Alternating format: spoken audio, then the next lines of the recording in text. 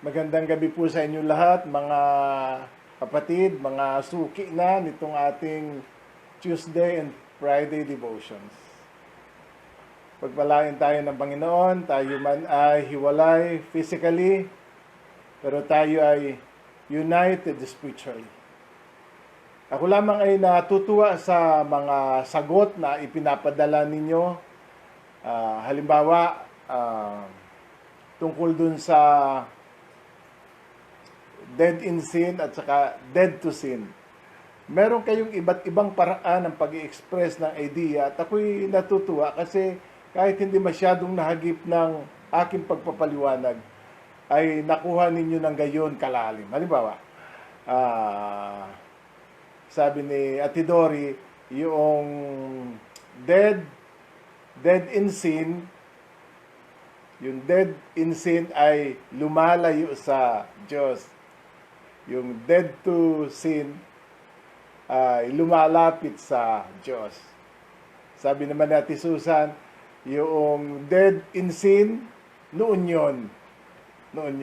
Yung dead to sin, ngayon yun. Nung hindi pa tayo mananampalataya, yun ay dead in sin. Ngayon naman, na tayo mananampalataya, yun ay dead to sin. Si Manong Ronnie naman, ang sagot niya dun sa dead in sin, attracted to sin, repulsive to God. Meron kayong iba't ibang expression ng pare-paliwanag ang isang kaisipan at yung lahat ay tama. Salamat at marami nating mahuhusay na estudyante kapag kaganyan ay hindi tayo maubusan ng tagapagturo sa ating iglesia. Kami rin po ay humihingi ng inyong panalangin. Itong aking mga anak ay nasira ang tiyan, kaya nahirapan kami sa ating broadcast ngayong gabi. Ako naman ay matindi ang sipon, may lagnat din ako kagabi. Samahan tayo ng Panginoon. Pagpalain lahat natin ginagawa para sa Kanya. At ang ating pag-aaral ay makatugunawa sa pinakamalalim nating pangangailangan. Tayo po manalangin. Amang banal, kami lumalapit sa iyo. Kayo ang aming buhay. Lakas, nasa inyo ang aming ikatatagumpay. Pagpalain mo ang lahat ng sumusubaybay ngayong gabi, saan man sila naroon, naway makatugon sa espiritual na pangailangan ang mga salita mo. At sa mga iba pa na nahihirapan kumunik, Panginoon, sa kabagalan ng aming internet, sa ibang pagkakataon na panunuorin nila ang mga pag-aaral na ito, makapagpala na sa kanilang sambahayan, iba yung linaw at tibay ng pananampalataya ang mairagdag sa bawat isa sa kanila. Pagpalain mo po ang kuryente, ang aming connections, pagpalain mo kaming lahat, naway matapos ang gawain na ito, na ikaw ang naitanghal, ikaw ang napapurihan, ikaw ang napasalamatan, sa pangalan ng aming Panginoong Jesus. Amen. Sige po, tayo magpapatuloy ng ating pag-aaral. Ang paksa natin, sino ako nung ako'y wala pa kay Kristo? Pinag-aralan natin yung Efeso 2 talatang 1 hanggang 3. Babasahin ko muli ang mga talatang ito. At inyo akong sundan kung kayo ay may hawak na banal na kasulatan.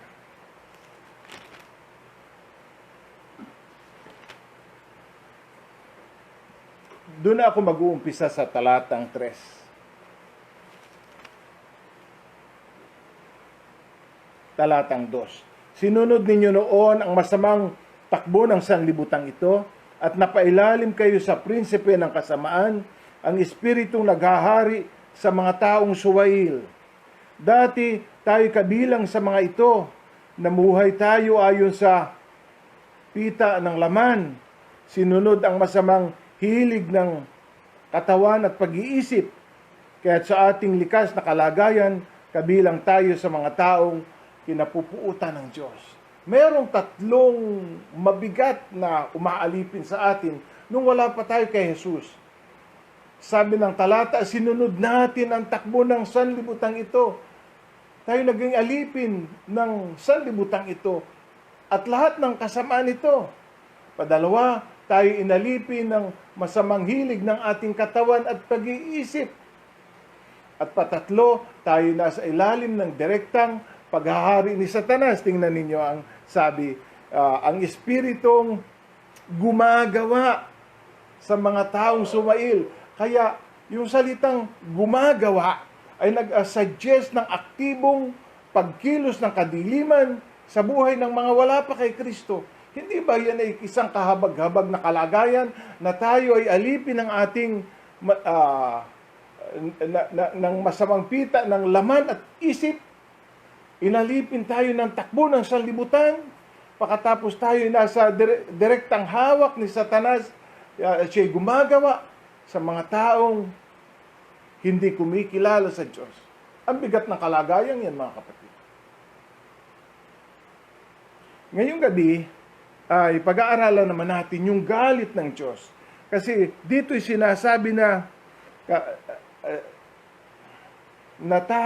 sa likas nating kalagayan, sa kalagayan yon, sa tatlong susun-susun na pagkaalipin na yon, tayo kabilang sa mga taong kinamumuhian ng Diyos o anak ng kagalitan, sabi ng lumang salin. Tayo rin naman ng ibang panahon ay nangabubuhay sa kahalayan ng ating laman at pag-iisip. At tayo nooy katutubong mga anak ng kagalitan gaya naman ng iba. Kaya't sa likas nating kalagayan, kabilang tayo sa kinapupuotan ng Diyos o anak ng kagalitan. Tayo daw ay hindi lamang anak ng pagsuway, kundi anak ng kagalitan o ibig sabihin na nasa ilalim ng puot ng Diyos. Alam po ba ninyo na ang galit ng Diyos ay isang malaking tema sa Biblia? Sa katunayan, sinasabi ng mga dalubhasa sa banal na kasulatan na mas marami pang talata ang nagtuturo tungkol sa puot ng Diyos kaysa pag-ibig ng Diyos. Mas marami pang itinuturo ang Biblia tungkol sa impyerno kaysa langit. Ngunit dahil sa ang pangangaral ay nakasentro lamang sa pag-ibig ng Diyos, dun sa unconditional love of God, ipinagwawalang bahala ng maraming tao ang tungkol sa galit ng Diyos. Tuloy nagkaroon ng maling hinuha na ang Diyos ay puro pag-ibig lamang at hindi siya nagagalit. Parang inisip natin na walang puwang sa puso ng Diyos ang galit. Kung paano hinihikayat tayong mga tao, lalo na mga Kristiyano, na dapat ay walang puwang sa ating puso ang galit. Pero, ang galit ng Diyos ay isa sa pinakamahalagang tema sa Biblia. Uunawain natin ngayong gabi kung ano ang tungkol sa galit ng Diyos o wrath of God. Yun daw galit o yung puot, yung wrath, sabi sa English ay ito daw ay emotional response to perceive wrong or injustice. Kaya ang pagkamuhi ay isang emosyonal na ay tugon ng emosyon sa pagkakita at pagkaranas natin ng mali o kawalang katarungan. Tugon ng emosyon, sabi. Sabi naman ng dictionary, ang puot ay ito yung strong feeling of anger. Nalilito tayo sa pag-unawa ng galit ng Diyos dahil madalas nating inihahambing ang galit ng Diyos sa galit ng tao. Ay dalawang magkaibang bagay. Ang galit ng tao, kaya pinaiiwasan sa ating mga Kristiyano, ay dahil ito'y mag-aakay sa atin sa pagkakasala. Hindi nag-aakay sa kabanalan ng galit. Kaya parang kahit sa galit ng Diyos, negatibo ang tingin natin dito. Gaano kalaki ang galit ng Diyos at saan nagagalit ang Diyos. Dahil alam natin ang mga bagay sa Diyos ay walang hanggan. pwede nating paniwalaan na ang galit ng Diyos ay walang hanggan. Kaya ang impyerno ay walang hanggan dahil ang galit ng Diyos sa kasalanan ay walang hanggan. Gusto kong sabihin na ang impyerno ay expression ng di namamatay na galit ng Diyos sa kasalanan. Ang di namamatay na galit ng Diyos sa paghihimagsik at sa pagsuway. Sinabi nung English theologian na si John Stott, yung galit daw ng Diyos ay steady, unrelenting, uncompromising antagonism to all evil in all its form and manifestation. Pipilitin kong isalin sa Tagalog na ang puot ng Diyos ay ang di natitinag, di humuhupa at di nagbabagong paglaban o antagonism, pag-ayaw ng Diyos sa lahat ng anyunang at kapahayagan ng kasalanan o ng masama. Ano ang galit ng Diyos? Ito yung steady, di natitinag, di humuhupa, di nagbabagong paglaban ng Diyos o pag-ayaw ng Diyos sa lahat ng anyo ng masama. Yung puot ng Diyos ay isang common expression sa Old Testament bilang tugon ng Diyos sa paghihimagsik o rebellion at pagsuway. Ngayong gabi, gusto kong i-presenta sa inyo ang 5 katotohanan tungkol sa galit ng Diyos. Una, ang galit ng Diyos ay matuwid. Sa Roma 2 talatang 5, sa Roma 2 talatang 5 ay ganito.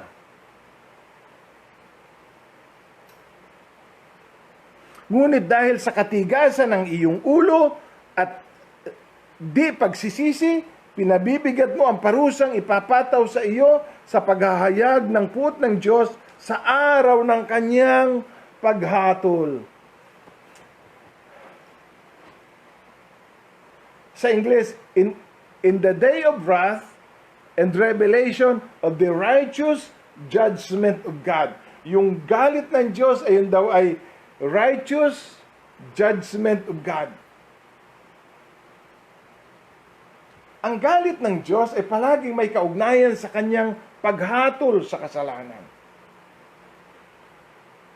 Ang galit ay expression ng Diyos dahil napalag yung righteousness ng God ay napalag sa kasalanan ng tao. Expression yun ng kanyang righteousness. Tayo makasalanan, kaya pati galit natin ay masama. O makasalanan ang ating galit.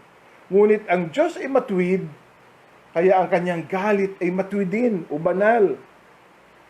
Ang galit ng Diyos ay palaging justified. Ano ibig sabihin ng justified? Tama lamang. Tama lamang. Hindi kulang, hindi sobra. Yun ang ibig sabihin, justified. Tama lamang. Kung pinarusahan niya sa impyerno ang makasalanan, tama lamang. Kasi yun ay expression ng kanyang righteousness. Hindi masasabi ng tao na, ba't mo ako pinarusahan ng sobra? Dahil ang galit ng Diyos ay palaging justified. Hindi nababahiran ng kasamaan, ni nababawasan ang kanyang pagiging ganap kapag nagpaparusa siya ng masama. Sa halip pa nga, kapag pinarurusahan niya ang kasamaan at paghihimagsik, lalong tumitingkad yung kanyang holiness at yung kanyang righteousness. Samantalang kapag hinahayaan niyang hindi napaparusahan ang masama, nalalapastangan ang kanyang kabanalan at katuwiran. Kaya para wag lapastanganin ang kanyang kabanalan at katwiran, may impyerno. Para lahat ng kasalanan ay magkaroon ng kaukulang parusa Sabi ng Diyos, hindi ko aariing walang sala ang salarin. Tayo may nagagalit, pero kuminsan, hindi naman kagalit-galit, pero tayo nagagalit. At kuminsan, ang galit ng tao hindi proportion o hindi tugma. Minsan pa nga ay may mga bagay na nakakagalit, pero hindi tayo nagagalit. At may mga bagay na hindi naman nakakagalit, pero tayo nagagalit. Bibigyan ko kayo ng halimbawa. Sa templo, nung pumasok si Jesus, nakita niya maraming mga ngalakal. Nagtitinda. Napaka-peaceful ng araw na yon. Lahat ay masaya. Maraming kumikita. Labas-pasok ang pera. Pero nagalit si Jesus. Nag-alap ang kanyang galit. At sinabi niya, ang tahanan ng aking amay, ginawa ninyong bahay ng mga tulisan. Naroon ang mga pare, naroon lahat ng mga relihiyosong tao, pero hindi sila nagagalit sa isang bagay na kagalit-galit sa Diyos. Sabi ni Jesus, itong bahay na ito ay bahay dalanginan. Bakit ginawa ninyong kampo ng mga tulisan? Nawa ninyo na sa tao, maraming bagay ay kagalit-galit, ngunit hindi tayo nagagalit. May mga bagay naman na hindi tayo dapat magalit, nagagalit tayo. Iba ang galit ng Diyos. Ang galit ng Diyos ay palaging justified.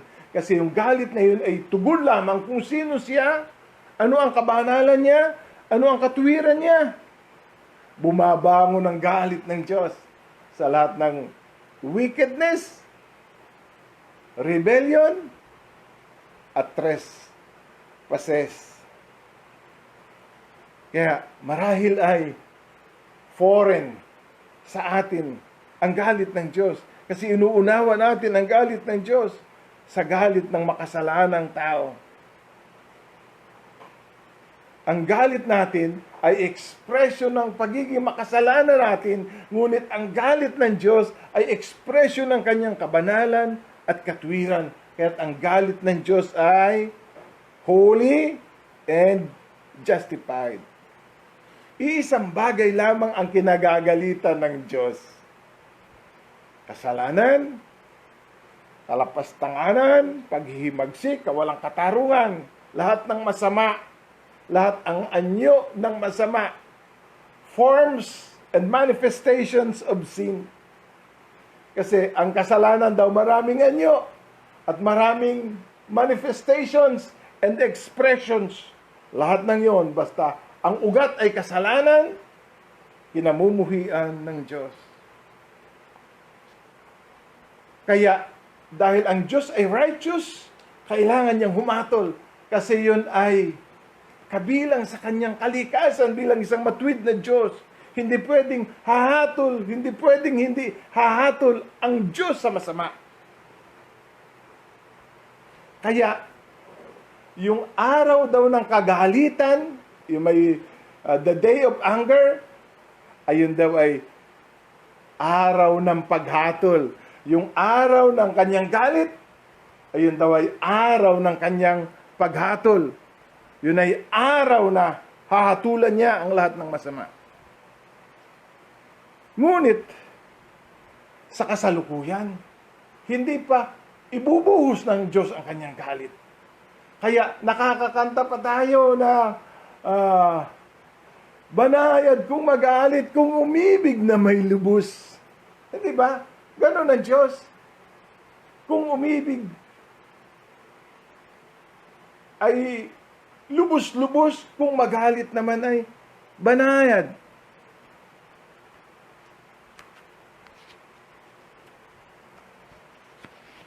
Sa araw ng kanyang puot, hindi na siya magtitimpi. Ibubuhos niya ang kanyang galit. Kaya sabi ng Hebreo, kakilakilabot ang mahulog sa kamay ng Diyos na buhay. Naalala ko si Jonathan Edwards sa kanyang pinaka anointed na mensahe na may pamagat na sinners in the hands of an angry God. Ano daw ang magiging kapalaran ng tao sa kamay ng galit na Diyos. Ngunit, sa ngayon na ibulubos ng Diyos ay ang kanyang pagmamahal. Ngunit, papaano kung dumating na ang panahon na kailangan niyang ibuhos ang kanyang hindi humuhupang galit sa lahat ng anyo ng masama? Ano ang kahihinatnan ng ating kaluluwa? Hindi naman pwedeng hindi hahatulan ng Diyos ang masama. Kasi sa buong sansinukob, sa buong kalangitan,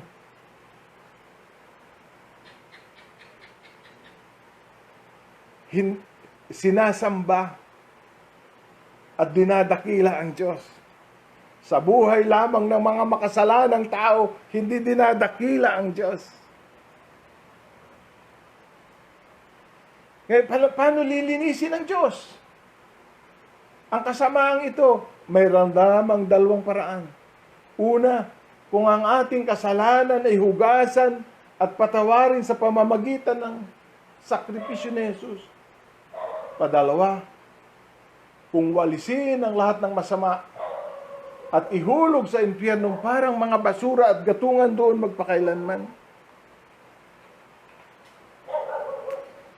Alam ninyo, ang galit ng tao ay unpredictable. Pero ang galit ng Diyos ay predictable. Alam natin kung ano lamang ang kinagagalitan ng Diyos. Minsan ay mali ang ating galit. Minsan ang ating galit ay dahil mali ang ating paghatol o misinterpreted natin ang tao at ang pangyayari. Ngunit ang Diyos na may lubos na kabatiran sa lahat ng ginawa, intensyon at motibo, matuwid lamang na siya magalit sa masama.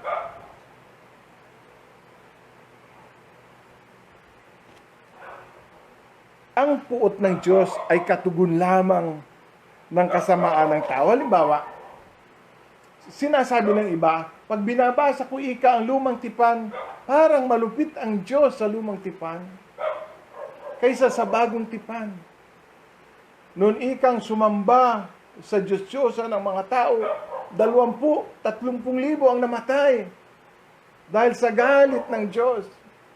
Kuminsan, hindi natin iniisip na ang itakwil ang Diyos ay kasamaang suko hanggang langit. Ewan ko kung naiisip natin yun, na tayo'y mga alabok lamang sa harap ng Diyos na naghihimagsik sa Kanya, na itinatakwil siya at ipinagpapalit siya sa nilalang, sa halip na sambahin ng lumalang ay isang kasamaang walang kapatawaran kung tutuusin. Minsan hindi natin naiintindihan ang righteousness ng God. Minsan naaakusahan natin ang Diyos na hindi makatwiran sa kanyang paghato. Padalawang bagay. Ang puot ng Diyos ay nakakanti o the wrath of God is provoked. Pwede mong kantiin ang galit ng Diyos. Ang pagkakaiba ng galit ng Diyos at pag-ibig ng Diyos ay ito. Ang pag-ibig ng Diyos hindi mo pwedeng kantiin. Hindi ka pwedeng magpa-cute sa Diyos para mahalin ka niya ng higit.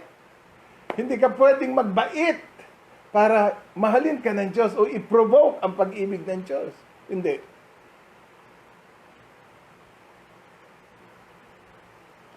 Sadyang mapagmahal ang Diyos. Kaya, mali yung itinuturo natin sa mga bata na kapag nagkakasala ay hindi na love ni Jesus. Mali ang naturo natin dahil hindi ganun ang Diyos. Mahal ng Diyos kahit na hindi mababait. Magpasalamat ka na ang Diyos ay nagamahal kahit hindi mabait. Dahil hindi ka mabait. Ngunit ang galit ng Diyos ay pwede mong i-provoke. Hindi katulad ng pagmamahal ng Diyos. Sabi sa Deuteronomy 9, 7, and 8, Babasahin ko sa Ingles, Deuteronomy 9:7, 8. Remember, do not forget how you provoke the Lord your God. Tangkain kong basahin sa Tagalog. Deuteronomy 9. Talatang 7. Huwag ninyong kalilimutan kung bakit nagalit sa inyo si Yahweh nang kayo nasa ilang, nang umalis kayo sa Ehipto. Wala kayong ginawa kundi magreklamo, na wala yung salitang provoke. Ang ibig sabihin kasi ng provoke ay iminungkahi ninyo sa galit ang Diyos. O ginalit ninyo ang Diyos, o kinante ninyo ang galit ng Diyos. Sa Deuteronomy 31:39.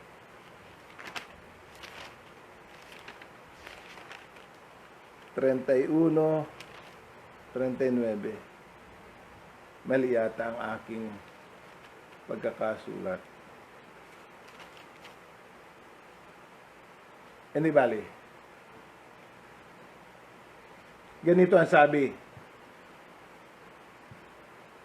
For I know that after my death, you will act corruptly and turn from the way which I have commanded you, and will befall you. For you will do that which is evil in the sight of the Lord, provoking him to anger with the work of your hands.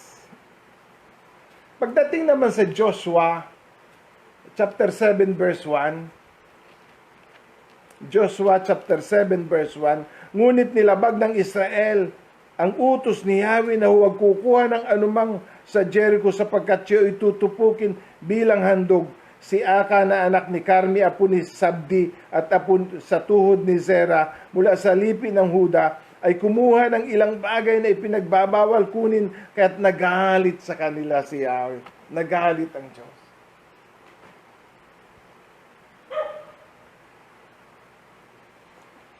Ang pagpaparusa ng Diyos ay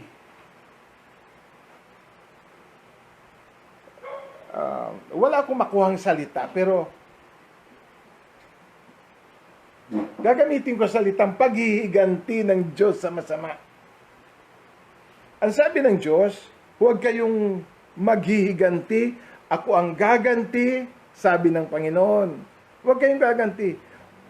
O sabi naman sa ibang talata, huwag kayong mga gigantihan, mga iniibig, kundi bigyang daan ninyo ang galit ng Diyos.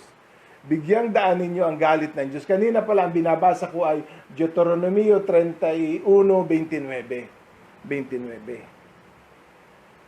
Ang sabi dito, huwag daw tayong maghiganti, kundi bigyang daan natin ang galit ng Diyos.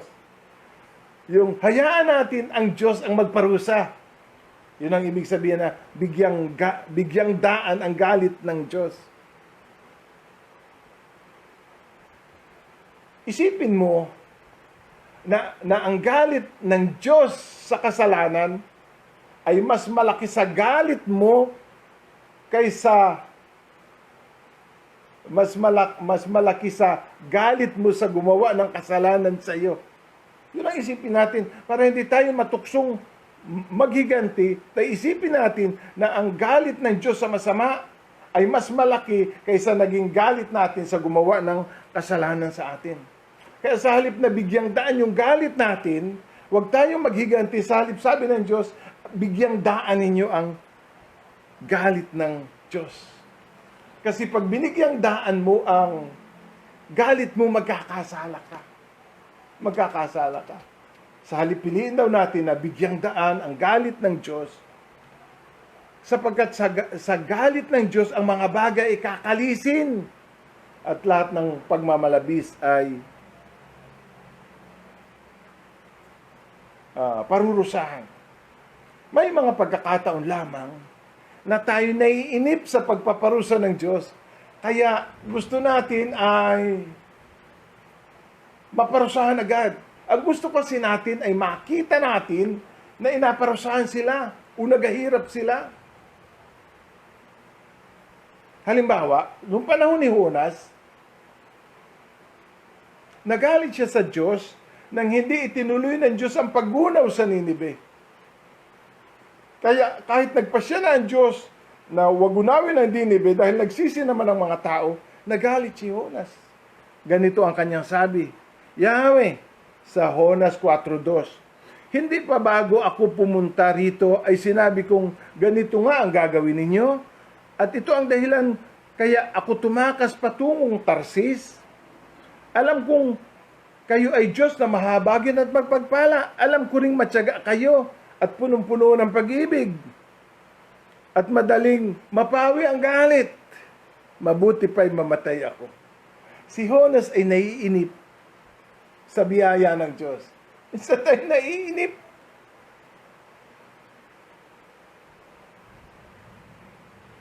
Kaya gusto nating makita na nahihirapan yung gumawa sa atin ng masama. Alam niyo kung bakit maraming natutukso na maniwala sa karma? Alam po ninyo, ang karma hindi naman biblical na paniniwala. Ang karma, doon na lang sa salitang yun, ito'y paniniwalang Hindu. Hindi po tayo Hindu. Hindi po tayo naniniwala sa karma. Wala pong karma. Ang Diyos po ang nagpaparusa ng lahat ng masama. Ang Diyos po nagpaparusa sa lahat ng masama. Kaya hindi tayo nagtitiwala sa karma, nagtitiwala tayo sa makapangyarihang Diyos na lahat ng panglalamang, lahat ng kawalang katarungan, lahat ng katampalasanan at kataksilan ng mga tao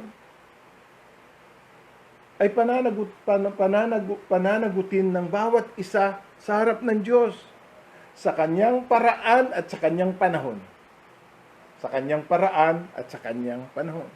Kaya kung nagtitiwala tayo sa kapangyarihan ng Diyos, kung nagtitiwala tayo sa pag-ibig ng Diyos, kung nagtitiwala tayo sa providensya ng Diyos, ngayon ay hinahamon ko kayo, magtiwala kayo sa katarungan ng Diyos.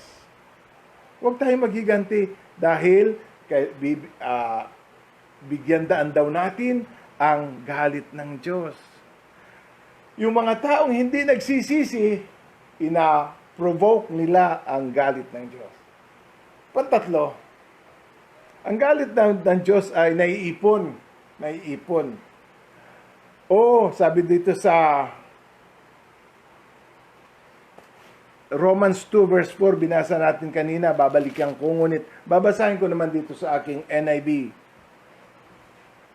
Or do you despise the riches of His goodness, forbearance, and long-suffering, not knowing that the goodness of God leads you to repentance?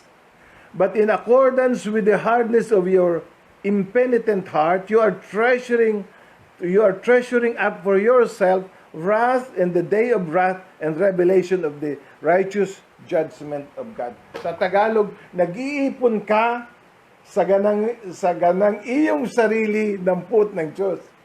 Hindi ang Diyos ang nag-iipon ng galit sa iyo. Ikaw ang nag-iipon ng galit ng Diyos sa iyo. Kasi ang galit ng Diyos, yun yung parusa.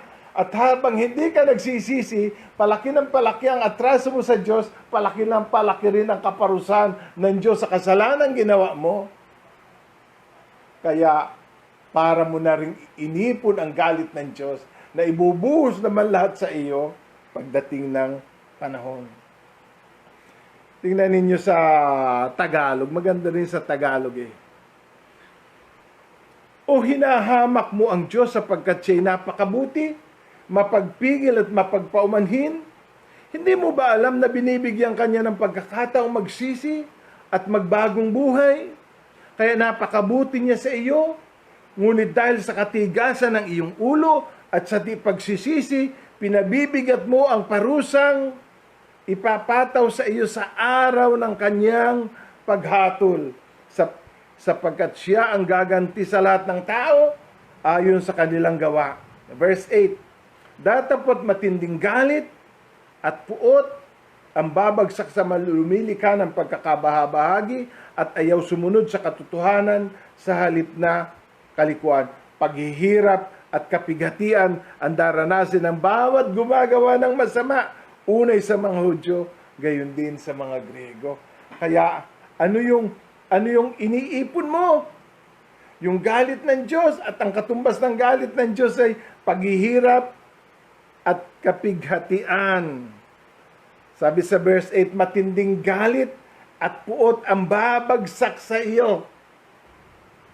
Alam niyo yung salitang babagsak sa iyo? Hindi ko maintindihan kung paano yun. Yung bayakwin na naglalagablab na tutupok sa atin. Pero yun ang sabi ng Biblia. Ano ang tatamasahin ng mga taong ayaw magsisi? Matinding parusang ipapataw sa iyo, matinding galit, at puot ang babagsak sa iyo, paghihirap at kapighatian ang daranasin ng lahat ng mga ayaw sumunod sa Diyos. Ang Biblia, datapwat ayon sa iyong katigasan at sa iyong pusong hindi nagsisisi, ay nagtitipon ka sa iyong sarili ng puot, sa kaarawan ng kapuutan, at pagpapahayag ng tapat na paghuhukom ng Diyos. Ang pagmamatigas, ang pagtangging magsisi, ay nagmumungkahi ng galit ng Diyos. Ginagalit natin ng Diyos. Nagtitimpi lamang ang Diyos. May mga taong nagsasabing, paglaki ng kasalanan ay paglaki ng biyaya ng Diyos. Totoo rin yun. Paglaki ng kasalanan, paglaki ng biyaya ng Diyos, paglaki ng pag-ibig ng Diyos, paglaki ng pasensya ng Diyos, paglaki ng pagtitimpi ng Diyos. Kaya ganito ang sabi, hinahamak mo ba ang Diyos dahil mabuti siya? Dahil nagtitimpi ang Diyos, iniisip mong ang Diyos ay tolerant? Iniisip mong pinababayaan ka na ng Diyos? At matatakasan ang parusa ng Diyos? Tingnan mo sa verse 3. Akala mo ba'y matatakasan mo ang hatol ng Diyos? Akala mo ba'y matatakasan mo ang hatol ng Diyos? Alam ninyo yung hatol ng Diyos sa Living Bible ay itranslate na terrible punishment. Nagtitimpi lamang ang Diyos. Totoo na sa paglaki ng kasalanan ay paglaki ng biyaya ng Diyos. Sabi pa sa isang salin, don't you see how wonderfully kind, tolerant, and kind God is with you? Does this mean nothing to you? Can't you see that this kindness is intended to turn you from your sins? But because you are stubborn and refuse to turn from your sin, you are storing up terrible punishment for yourself, for a day of anger is coming when God's righteous judgment will be revealed.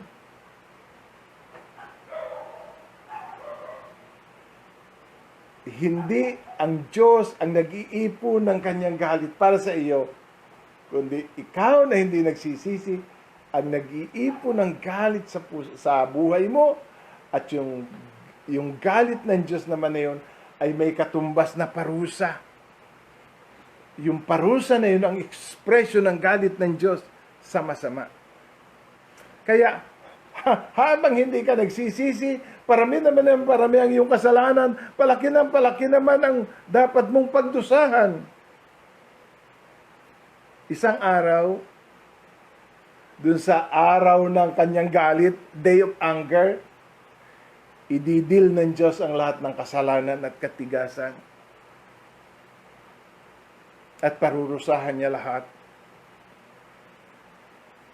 Tama ang sabi ng Biblia, ito ay terrible judgment o terrible punishment.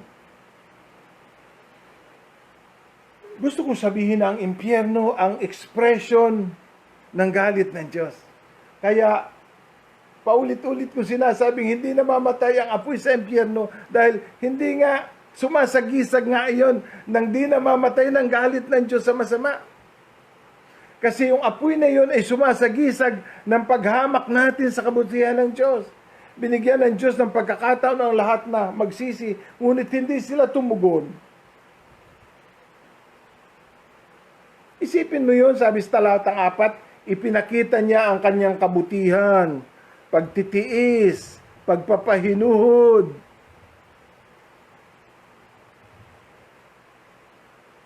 Sabi sa King James, despisest thou the riches of his goodness, forbearance, long-suffering, not knowing that the goodness of God leadeth thee to repentance?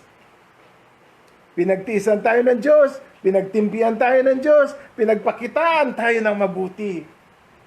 Kaya kung minsan, huwag kayo maingit sa masama. Kung minsan, mas mabait ang Diyos sa masama. Ibinubuhos ng Diyos ang kabutihan sa masama. Huwag natin kaigitan yun. Yun ay paraan ng Diyos para akitin sila. Sa kabaitan ng Diyos, magsisi sila. Kaya huwag ka nang maghinanakit kung lamang ang masama.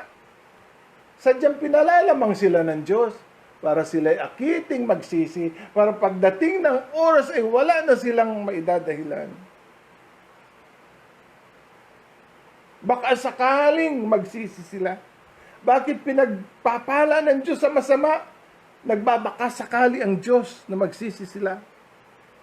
Ngunit, huwag namang dahil sa kabaitan ng Diyos ay hamakin natin ang kanyang biyaya. Baliwalain lalo natin ang Diyos. At isiping ayos lamang ang ating ginagawa. Maraming mga tao na punong-puno ng biyaya ng Diyos. Kaya, iniisip nilang hindi na nila kailangan magsisi. Dahil kahit naman sila'y gumagawa ng masama, masarap naman ang kanilang buhay. At hindi naman sila napaparusahan. Hindi naman ibig sabihin na hindi sila parurusahan. Hindi pa sila pinarurusahan. Ngunit, meron daw day of anger. Minsan ay naiinggit tayo.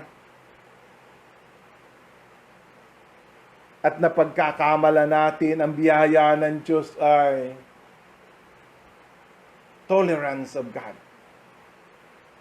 Yun ay paraan ng Diyos upang akayin ang tao na magsisi.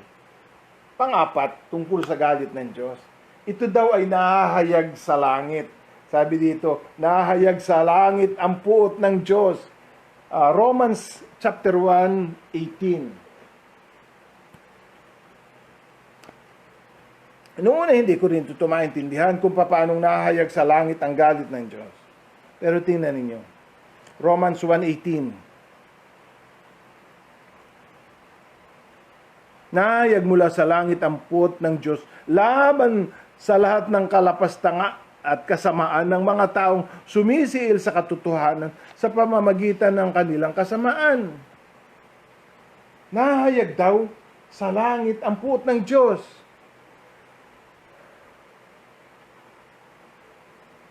Verse 21, kahit nakilala na nila ang Diyos, hindi nila pinarangalan bilang Diyos, ni pinasalamatan man, salip naghaka-haka sila ng mga bagay na walang kabuluhan. At nadimla ng kanilang mga hangal na pag-iisip. Sila'y nagmarunong ngunit lumitaw na hangal. Nang taligdan nila ang kadakilaan ng Diyos na walang kamatayan at sambahin ang mga larawan ng mga taong may kamatayan, ng mga ibon, ng mga hayop na may apat na paa at mga nilalang na nagsisigapang. Kaya, hinayaan sila ng Diyos sa kanilang maruruming pita hanggang sa magumon sila sa paggawaan ng kahalayan sa isa't isa. Tinaligdan nila ang katotohanan tungkol sa Diyos at pinalitan ng kasinungalingan. Sinamba nila at pinaglingkuran ang nilalang sa halip na ang lumalang na siyang dapat papurihan magpakailanman. 26, dahil dito, hinayaan sila ng Diyos sa mahalay na pita, ayaw na makipagtalik ng mga lalaki sa mga babae, ng mga babae sa mga lalaki, sa kapwa babae na lamang sila nakikipag-ugnayan. Gayon din ang mga ginagawa ng mga lalaki, ayaw makipagtalik sa mga babae, kundi sa kapwa lalaki na rin sila na humaling. Ang ginagawa ng mga ito'y nakakahiya, kaya't hindi nila maiiwasan ang parusa sa kanilang lisyang pamumuhay. 26, sapagkat ayaw nilang kumilala sa Diyos, hinayaan sila ng Diyos sa kanilang masamang pag-iisip at mga ditumpak na asal Naging alipin sila ng lahat ng uri ng kasamaan, kabuktutan, kasakiman at masamang isip, na puno sila ng pagkainggit at masamang hangarin na humaling sa pagpatay, pagtatalo, pagdaraya. Sila masitsit, mapanirang puri, napupuot sa Diyos, walang pakundangan, mapagmataas, mayayabang, mapagkathan ng kasamaan, mga suwail sa magulang, mga hangal, mga taksil, mga walang puso, at di marunong lumingat sa kapwa. Nalalaman nila ang utos ng Diyos na dapat mamatay ang gumagawa nito. Gayunman patuloy silang sa paggawa nito at natutuwa pang makita na ang iba'y gumagawa ng gayon.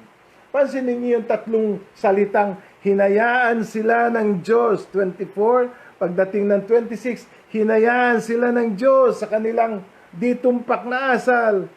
28, sapagkat ayaw nilang kumilala sa Diyos, hinayaan sila ng Diyos sa kanilang masamang pag-iisip at ditumpak na asal. Naging alipin sila. Ano ang ekspresyon ng galit ng Diyos dito? Paano nahahayag mula sa langit? Ang galit ng Diyos ay nahahayag sa pinabayaan na sila ng Diyos. Hala, gawin na ninyo ang gusto ninyo. Magpakasama-sama na kayo. Alam niyo, pinakamasamang at pinakakakilakilabot na bagay na maaring mangyari sa atin ay ang pabayaan tayo ng Diyos sa ating nadimlang pag-iisip, sa ating masasamang nasa at pita, at sa mga ditumpak na asa. Alam niyo ang pinakamatindi sa krus ay hindi ang sakit ng pako, hindi ang mga sugat sa likod. Ang pinakamasakit ay yung isinigaw ni Jesus na, Diyos ko, bakit mo ako pinabayaan? Yun ang pinakamasaklap sa lahat. Kaya kung meron pinakamatinding parusa dahil sa kasamaan ng tao, ay yung sila'y pabayaan ng Diyos sa kanilang kasamaan.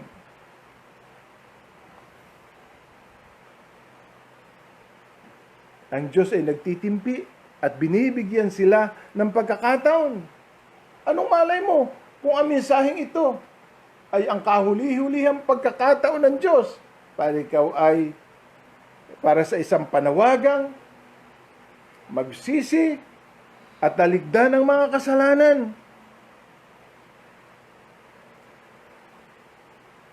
Kung ang kahalintulad natin ay nalulunod sa malalim na karagatan, at kung walang sasagip sa atin, saan tayo pupulutin? Ganun ang kasalanan, parang isang malalim na kumunoy, na malibang hanguin tayo ng Diyos. Wala ng pag-asa pang natitira. Kaya nga ang sabi ng Diyos, kapag narinig ninyo ang kanyang tinig, huwag ninyong papagmatigasin ang inyong puso. Panglima, ngunit gagamitin kong pangwakas. Ang galit ng Diyos ay pwedeng maiwasan. It can be avoided. Sabi ni John, sabi ni Juan, sa Mateo 3, talatang 7, nakita niyang marami sa mga Pariseo at Saduceo ang nagsisiparoon sa kanya pagpabautismo at sinabi sa kanila, kayong lahi ng mga ulupong, sino sa inyong nagpaunawa upang magsitaka sa galit na darating? Alam ninyo ang paghukom, ayun ang galit na darating. Ayon kay Juan. Sino ang nagbabala sa inyo upang tumakas sa parusang darating? Ipakilala ninyo sa pamamagitan ng inyong ipakilala ninyo sa pamamagitan ng inyong pamumuhay na kayo'y nagsisisi. Oo, bagamat kakilakilabot ang galit ng Diyos, ito naman ay pwedeng maiwasan ng mga taong magsisisi, tatalikod sa kanyang makasaranan, at sasampalataya kay Jesus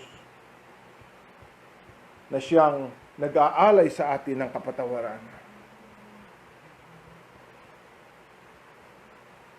Sa talatang 3, sa Kapitulo 3, talatang 6, doon din sa Mateo, ipinahayag nila ang kanilang makasalanan at sila ay nagpabautismo. Isa lamang ang paraan. Ang magsisi at sumampalataya. Naisip ko lamang kay kanina kung bakit pagkatapos ng pagsisisi ay kailangan ng sumampalataya. Dahil hindi tayo patatawarin ng Diyos maliban lamang sa pamamagitan ni Jesus. Walang kapatawaran hiwalay sa ating Panginoong Jesus. Walang kapatawaran. Kung papaanong hindi tatanggapin ng Diyos ang panalangin kung hindi sa pamamagitan ng pangalan ni Jesus. Kung papaanong hindi tayo makakalapit sa Ama kung hindi sa pamamagitan ni Jesus. Kung paanong hindi tayo makararating sa langit kundi sa pamamagitan ni Jesus. Gayon din naman. Hindi tayo patatawarin ng Diyos kahit pa tayo magsisi ng ating mga kasalanan kung hindi sa pamamagitan ni Jesus. Sabi sa Juan 3:33 at 3:36, ang nananalig sa anak ng Diyos ay may buhay na walang hanggan. Ngunit ang hindi tumatalima sa anak, hindi magkakaroon ng buhay na walang hanggan, mananatili sa kanya ang puot ng Diyos. Pansin ba ninyo? Ang hindi sumasampalataya, ang hindi kumikilala sa ating Panginoong Hesus, sa Kanya ay nananatili ang puot ng Diyos. Ngunit sa mga kumikilala sa kanilang mga kasalanan at kumikilala sa Panginoon tagapagligtas ni Hesus, wala na ang galit ng Diyos. Tatamasahin niya ang pag-ibig ng Diyos, ang pagkalinga ng Diyos, ang presensya ng Diyos, ang langit ng Diyos sa pamamagitan ni Jesus. Ang huling talata na babasahin ko ay nasa Hebreo.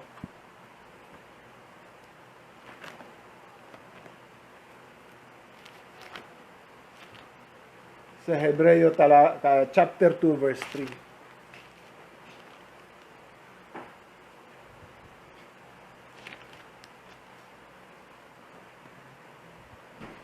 Gayon din naman, hindi tayo makakaiwas sa parusa kapag hindi natin pahalagahan ang kaligtasang ito na napakadakila. Hindi raw tayo makaliligtas sa parusa kung hindi pa natin sasamantalahin ang alok na ito ng Diyos na kapatawaran sa pamamagitan ni Jesus. Bakit ko ba ipinapangaral ito sa inyo? Mga Kristiyano na kayo. Dapat sa karsada ako nangangaral at hindi sa inyo. Bakit? Sigurado ba ako na lahat kayo nagsisi na? Sigurado ba ako na lahat kayo ay tumalikod na sa inyong mga kasalanan? Sigurado ba ako na nakamtan ninyo ang pagpapatawad ng Diyos? Ang mensahe ko ngayong gabi, pagbabaka sakali na hindi pa ninyo lubos na pinagsisisihan ang inyong mga kasalanan. Hindi pa ninyo lubos na tinataligdan ang inyong mga kasalanan. At hindi pa ninyo lubos na pinagtitiwalaan si Jesus. Kapatawaran at kaligtasan nating lahat. Tayo manalangin. Panginoon, huwag mo nawang ipahintulot na sa mga nakapakinig ng mensahe ngayong gabi ay may mapahamak. Panginoon, ipinangaral ko ang buong nilayon mo sa tao. At sa ngayong gabi, iniiwan ko sila sa iyong kamay. Akayin mo nawa sila, Banal na Espiritu, sa ganap na pagsisisi, pagtalikod sa kasalanan, at sa pananalig sa aming Panginoong Hesus. Sa iyo kami ay nagtitiwala. Sa iyo inilalagak namin ang aming pagtitiwala. Salamat sa iyong biyaya. Salamat sa iyong saganang biyaya at saganang kapatawaran. Naway naagaw ko sa apoy kahit ilan man lamang sa kanila. Sa pangalan ng aming Panginoong Hesus. Hindi ko alam kung paano kayo magkakaroon ng masarap na pagtulog ngayong gabi matapos nating pakinggan ang mga salitang ito. Sana akayin tayo ng Diyos. Sa halip na impyerno, mapanaginipan ninyo ang kagandahan ng langit. In Jesus' name.